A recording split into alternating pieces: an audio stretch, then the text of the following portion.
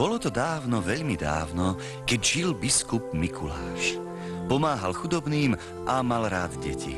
Učil ich, aby sa navzájom milovali, aby si ctili rodičov, príbuzných a všetkých ľudí. Na svätého Mikuláša stal sa tento príbeh. V malom domčeku na konci dediny býval so svojou mamkou chlapec, ktorého volali Janko. Bol to veľký nezbedník. Janko, Janko, ty ma utrápíš. Na Mikuláša hneval Janko mamku väčšmi ako inokedy. Bez dovolenia si bral z komory i pivnice všetko, na čo mu prišla chuť.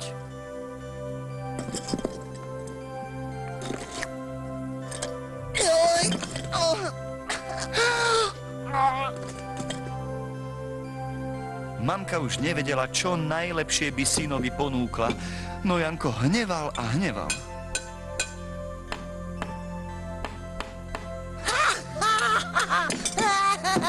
Synček môj, zapamätaj si, jedlo si treba vážiť. Svätý Mikuláš, prosím, pomôž mi polepšiť to moje chlapčisko. Sama už na neho nestačím. To sú iba také babské reči. Ja toho Mikuláša zaženiem až za dedinu. Janko, Janko, je na čase, aby si mamku odprosil za všetko zlé, čo si urobil a mal by si jej viac pomáhať pri robote. Aké ty máš smiešné fúzy. To bude asi strýko mazanec v tetkinej sukni. Ani Mikuláš si s roztopašným chlapcom nevedel dať rady. Preto požiadal o pomoc nebesá. Poslali mu anjela, aby Janka po dobrodky naprával. No Janko nie a nie sa polepšiť. V tom sa začali diať čudné veci.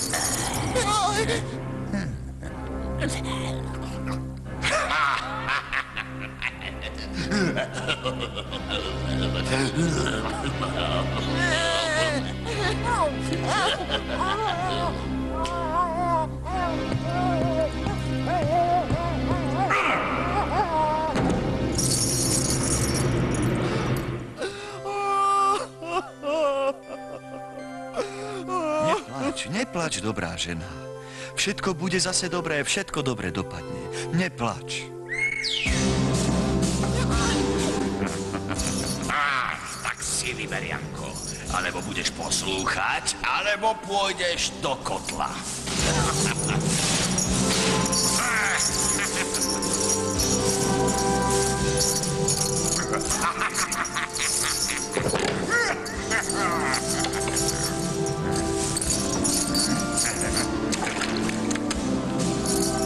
Tak hýb sa a rob už!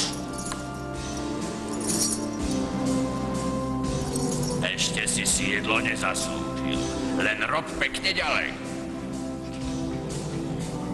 Aspoň uvidíš, ty loptoš, aká len býva tvoja mamka ustatá, keď musí ťažko pracovať. Na každého loptoša raz príde.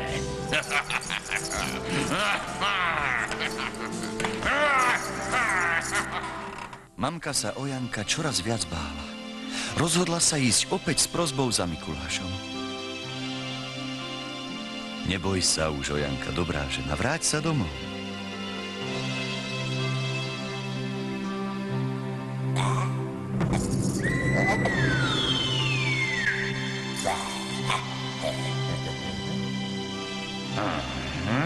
Mamka, mamička, chcel by som ťa za všetko zlé, čo som urobil, odprosiť.